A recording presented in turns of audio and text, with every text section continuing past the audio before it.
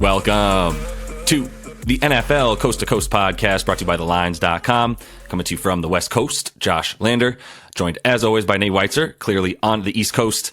And we are looking at NFL playoff props here, divisional round style, as we move along here in these playoffs. We are going to continue to bring these to you, so go ahead and subscribe to that page if you would. Like the video, super helpful for us to continue bringing you guys these free bets. Also want you to head over to thelines.com. Use that prop finder tool that we have up there to make sure that you are getting the best odds available to you for all these NFL playoff props you're making the rest of this postseason. Nate, not the best week last week, but we move on with at least 6 good bets here, no? Yeah, I mean, I was terrible with my top 2 picks. I will say that straight off the bat, but remind anybody who didn't watch that at one point was like 17-3 over the middle weeks of the season and hitting big money parlays at that point. So bear with me here. Hopefully got some winners for you. I actually feel pretty damn good about these 3 bets. Starting with Jared Goff, under 281.5 passing yards. That is out. Wow. That is drunk. That I mean, it's not impossible for him to pass for nearly 300 here, but the situation and the matchup indicate that this number is way too high. It's inflated because, yes, he had over 10 yards per attempt against a Rams defense that is really bottom 12 in the NFL. His previous 6 playoff games averaged 216.5 at 6.6 yards per attempt. And yes, that was with a different team. Now he's with the Lions, and it's Goff in home sweet dome, but he's also going to be blitzed a lot, as we know, which Tampa just did to completely flummox Jalen Hurts. They have the 3rd highest blitz rate. Todd Bowles is going to continue blitzing with little disguise, and I don't know if the Lions, Goff has been blitzed all year because that's what we know is the MO. Is he's not as good against the blitz. He's certainly not good against pressure. He's the least mobile quarterback left in the playoffs at this point. So if that's an issue, that's one way for this under to hit. Here's another way for it to hit, though, is that the Lions actually win and that they continue their extremely run-heavy approach. Like, these teams met in week 5, and why did the Lions only have 40 rush yards, you think, for a second? Oh, because David Montgomery got injured in the first half, and Jahmyr Gibbs did not play in that game. So Goff goes for 353, hitting a couple big shot plays to J-Mo, Amon-Ra, whatever. I mean, it's been 142 rushing yards per game in the last 11 with those 2 guys, Rhythm and Bruce, active. So they're going to have some success on the ground. And the Bucs secondary has gotten a lot better lately. I mean, Carlton Davis and Jamel Dean finally healthy and on the field together. In their last 3, they are 6th in terms of yards per attempt allowed and 5th in yards per game allowed, up to 14th in DVOA pass-wise. I just think that there's a lot of veterans in the back half of this defense, and there's a lot of blitzes coming Goff's way. And the best way for Detroit to counter those blitzes is to just hand the ball off and do what's got them here, Yeah. Definitely. Yeah, it seems like it's an under you kind of feel for a game that's a bit bloated, both in the stats and maybe even in the total. As a result, if you do look at the run defense, especially right for the Bucs, that as good as they've been as of late after they've gotten healthy in terms of stopping the pass, because they were definitely in bottom 10 there for a while in terms of that pass defense easily.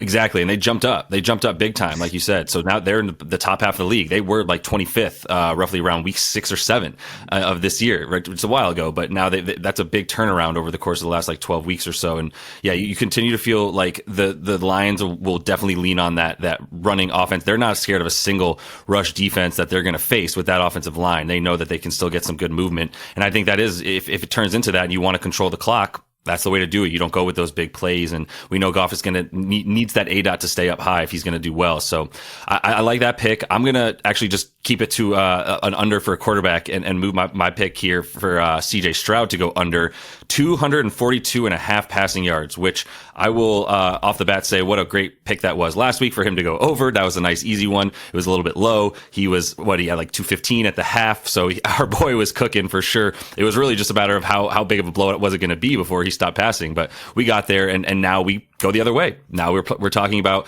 a defense that is number one in stopping the pass by most metrics that you would find here, pass defense, DVOA, and et cetera. So that's the first part. He's away. That was a part of the game theory for last week. He's home. Been so much better at home. And this is going to be something that he's never faced before. A raucous playoff defense that will probably matter a bit more, even though he seemed to be good. It's not nearly as much on the road during the regular season. So you amplify that here, right?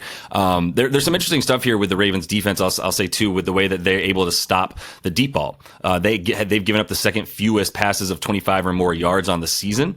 The Texans and Stroud rely on that, and they were relying on that a lot more, obviously, when Tate Dell was around. Still need that with guys like Noah Brown and company to get that really high ADOT and get those high yardage, because more than 35% of his yards this season have come on plays of 25 or more yards. It relies on that big chunk yardage. It's not quite as available, obviously, with the Ravens being such a good pass defense, especially against those deep targets. They have a very low defensive ADOT against them. So the last thing I'll say here too, like when you've got the top 6 defenses that he's played, no matter where he's been, hasn't been as good. And I mean, that seems pretty obvious for most quarterbacks, but it's noticeable. Like, he's averaging less than 200 yards the 6 times he's played against a top 10 pass defense this season, right? Just 2 of those times that he go over the 242 that we're talking about here. And I will say, one of the 242 yards that he got against the Ravens last time won't do the trick. It was on the road, but I do expect the Ravens are also healthier now on defense, which we've seen in the last half of the season, which is why they've really just climbed to number 1 and stayed there for the majority of this last half of the season. I'm going to keep believing in them. Yeah, they're coming off a double bye here, so Kyle Hamilton is going to be healthy, and for my money, one of the best safeties in the league as part of the best secondary. Yeah, I didn't think that Browns defense was the best defense all year, despite like the yardage totals against. I thought it was clearly the Ravens. And if you're going to take an under against them, I'm fine with that. I mean, I would consider under Nico Collins. It's been bet down a few here just because they're going to game plan around him. And Mike McDonald's been so good game planning. But yeah, I mean, it's CJ, it's inflated because of what he just did in his playoff debut. That is at home, notable home road splits. It's supposed to be wind chill in the teens here or colder in Baltimore. Like, this is real playoff football now. This is not just like you beat the Colts and then you beat a wild card in the extension of the playoffs. This is like you're going into the lion's nest now, and we'll see what the rookie's made of. I mean, it'll be fascinating to watch. But it is kind of a high number based on the situation. So, and kind of looking at that, like, Texans inflated, Packers were inflated after stomping the Cowboys. And I don't think they're going to be able to compete here in San Francisco. It's a 10-point spread. So I'll use that logic to say Aaron Jones under, and it's down to 68.5 rushing yards. It was 71.5 when I picked this, because obviously people are following that idea too. The game script, like the 49ers, Kyle Shanahan, the best game scripter out there, going to build a lead pretty much right off the bat against the Packers defense. That's really just dreadful. Like, there is not a bigger coaching gap between Mike McCarthy and Kyle Shanahan, and I cannot believe Michael McCarthy is coming back. God bless you, Cowboys fans. You are in for another fantastic season next year. But they thought they were getting Belichick for like a minute and a half. My God. But yeah, going back, just Kyle Shanahan, no dummy. And he's had Matt LaFleur's number. And with Aaron Rodgers back there and not Jordan Love, who very talented young guy, but like, he's probably going to run into some stuff here. And if it's about the defense and they're falling behind, that's why we've seen teams average the lowest, rush play rate against the San Francisco 49ers this season, because they're always playing from behind. And at home, their run defense, pretty good. 3.7 yards per carry allowed versus 4.6 on the road. So they've allowed the second fewest rush yards at home. Jones has been hot for sure. He 4 in a row. Right? Get over 100 yards or 3 in a row. Prior to that, he was under 54 rushing yards in every single game this season, except when they played Brett Rippon, and it was just like a joke of a game.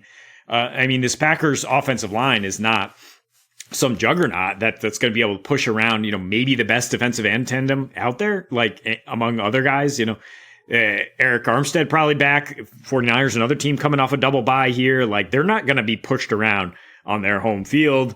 And if the Packers have to abandon the run, like that's it for Aaron Jones props. Like, he'll still be out there catching the ball, but I don't think 70 yards is in the cards. Not rushing. That's crazy to me that it's that high. Like, I don't think the game script will lend itself to that either, which you said as well. So, yeah, ton of talent out there on the team. That's the best, basically been the best rush defense all season, at least top three. So, yeah, the best defense left anyway in terms of rush defense. But let me stay in that game for a minute and go to the other side, which still kind of lends itself to the game theory we're talking about here, which is Jayden Reed, which is someone that we missed on last week. We did together simultaneously, not just you. Over 3.5 though this week. I like it because it's just a way different game. I mean, look, blowing out the Cowboys was one thing. Like, it was, I'm not going to say by any means that it was predictable because of how good the Cowboys have been at home. But the Cowboys have lost like that before. Just it was on the road, and now it was a bit more of a surprise. But either way, like, it would be an even bigger shock if it happened this week. So with a much more likely negative game script, I think you can look at Jayden Reed for a couple of reasons, right? Like, I mean, last week he was barely on the field if you looked at it because they were just running a ton of heavy sets after they got those big touchdowns. The Cowboys have not been that good against tight ends, and we saw guys like Luke Musgrave running free. In this game, we're going to look at the 49ers, who are top 10 defense at limiting tight ends. And really, that's going to be where I think Jordan Love is going to have to look, is a lot more underneath than he's going to be able to look downfield or to the outside with these corners for the Niners. So if he's really handcuffed to really that being his best option, that's fine, because dude had 4+ receptions in 8 straight games before he just kind of like tooled on you for that one last week, and it just wasn't like we said. They ran the second most run heavy sets that they've run all season long, right? According to a couple of different things, including like sharp analysis. But that was where I found that and was like, okay, that makes a ton of sense. Now you're coming in plus 9.5 dogs. The Niners have been a pass funnel all season. They had the 3rd most pass attempts against them because you can't run against them. So these bets are pretty correlated in terms of Aaron Jones going over a very high prop number there, and Jayden Reed being sort of the primary target that is at least the most open most often, right, for this Packers squad. Yeah, I mean, that was the lead of my terrible picks there. Jayden Reed over, Rashee Rice under. Could not have been more wrong about those two. But you gotta come back with it. Like, stick with the process. It's a different guy every week for the Packers. Like, Jordan Love putting up 250-ish, and it's a different young receiver finding his stride. You know, Jayden Reed could be it this week because the Niners are, I think, most vulnerable in the slot. Thought that was the case with the Cowboys as well, where Romeo Doubs just torched whoever was on the boundary as well, and they couldn't stop the run. But there's a correlation here between us saying they're going to fall behind, they're not going to be able to run the ball. So Jayden Reed will be getting some more targets. So Ravens probably going to control the game here. More game script talk. And I'll take Gus Edwards anytime touchdown. You can get it as good as plus 120 at FanDuel. It's pretty much plus 100 or better at all the sites, and I don't understand why. I can't really think outside of Christian McCaffrey of a guy more likely to score this weekend. Like, Gus Edwards gets the ball, goes downhill, and you're not stopping him from getting 2 yards. I don't care how good your red zone defense is. That's why we saw him score 11 touchdowns in his last 6 home games, excluding week 18. He had 15 red zone carries in just his last 3 games, since Keaton Mitchell went down. He had carries of 16, 9, and 16 overall. So, I mean, if you do want to prop on top of the touchdowns, I think over 13.5 carries is definitely in play now that we see this weather report too. Like, it's not going to be a very pass heavy game. The Ravens are going to line up and give it to Gus the Bus. I don't really want his yards because it is like 3 yards in a cloud of dust. But I think they'll continue to lean on it, and they will use him in the red zone for sure. So his snap rate has obviously gone up considerably without Keaton Mitchell. Ravens did sign Dalvin Cook off the street. That does not scare me at all. Dalvin Cook is completely washed. Justice Hill is the other back and is a 3rd down back, but it's just very clear in these situations he's getting the ball. Like, even against stacked boxes, Josh, Gus got the ball 37% of the time. That's 2nd most among running backs. The Ravens, obviously the most run-heavy team in the league. And Houston, while their rush defense has been better, much, much better, I will say, hat tip to D'Amico Ryans turning that around. They're still giving up the 2nd highest percentage of touchdowns via the rush. That's 53%. And in their last 3 games, it's 2/3 of their touchdowns coming on the ground. We just saw Kareem Hunt steamroll them twice, right? In obvious handoff situations in the first half there. And the Ravens are going to be having much more positive script here to be able to keep handing the ball to Gus. Most likely, yeah. Looks like Mark Andrews might even play. Oh yeah, He's he's still back. listed as questionable. What's that? Yeah, no, he's gonna be back. Yeah, that helps. Yeah, That helps. yeah. Okay, cool. I didn't know if it was like if he officially got listed in, maybe Gus's number even went up, and you just kind of eye that as well. Because with Andrews in there, you have another target that would technically take away from him, and you might get a better number at that point as well. But if he's already sort of seemingly listed in by the books and the way that they baked everything in there already, then that's fine. That's understandable. No, I think you're right. I love think it. that's Yeah, why I mean, it's gotten more plus money. But Andrews is a fantastic blocking tight end. Like just the fact that he's in there doesn't, to me, think that Gus isn't going to get in the end zone. Nice. Yeah, no, 100%. Gus the bus. I laughed for a second when you said Dalvin Cook because Tom Pelissero put out a tweet that was like, the Ravens are signing explosive back Dalvin Cook or something. He got roasted for that. No offense to Tom, whatever, you do a great job, but he got roasted for that. Like, wow, that's bold calling him explosive these days. But anyway, yeah, Gus is going to get a lot of carries to your point. I'm going to close it out with Mike Evans because this might be the last time I get to bet on him. So we got to do it once. I've gone to him like 6 or 7 times this year. It's our guy, friend of the show, and he's only started to let us down as of late when he was on his, he's been on his sort of little bit of a downturn in the last roughly 3 or 4 games, and he's gone scoreless in that time. But we're going to take him for the yards because we got to get numbered now, right? We've done that a couple times with guys, and his is at 66.5, I believe. It's climbing a bit, so 68.5 or so is most common right now. There might still be some lazy 66s that are still out there, but I would hit it before it keeps going up to like 72.5 or so and rising, because it's like just what do you want me to say, right? The key bullet points here are Detroit's defense is terrible in the secondary. Puka went crazy on him last week. That was the other one that we missed because we went with Cooper Kupp. And then we saw Puka running down the sideline. And I know at both the same time, we both were just like, crap. Boundary corners, terrible for this Lions team. And even if you start in the slot, maybe you run outside. And if they got some zone running, then they're in trouble. But either way, for Mike Evans, like, he's going to be a matchup problem for this team that is giving up the 3rd most yards to wide receivers. They've given up, they're in the bottom 5 in terms of allowing, 25 plus yard plays to receivers. Like here, we've got Mike Evans with the 3rd highest ADOT overall in the season of any wide receiver. So it's just like, it's tailor made, and the 66.5, 68.5 where you find it is strictly because he's been on a downturn, and it might seem scary. And there are some people that like Chris Godwin. I know we spoke about that as well, but this is Baker's guy, man. And at least the targets should be there. It doesn't matter even at times if he gets double teamed, he's just throw it higher. Then the other guys can jump and Mike Evans will go get it. So I think there'll be a lot of deep balls and a lot of shots for him to get like a 30, 40 yard chunk play. And then we're really looking at the need for like 3 to 4 receptions to get us there.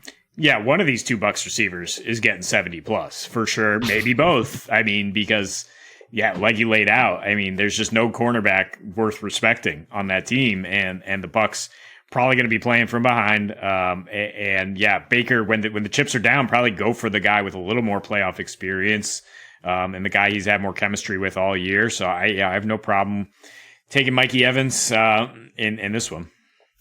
I don't even care if like it is a just regular. I think the Bucs could still take the lead. Like I wouldn't count them out entirely. They've looked really, really good as their defense has gotten healthier, like we've spoken about. So it's going to be some good football this weekend, man. We're looking forward to it. That's all the time we have for you guys in this one. We're going to keep coming back to you as long as there's football. So make sure to subscribe to that page, like the video, and we'll continue to follow along so we can keep bringing you these videos.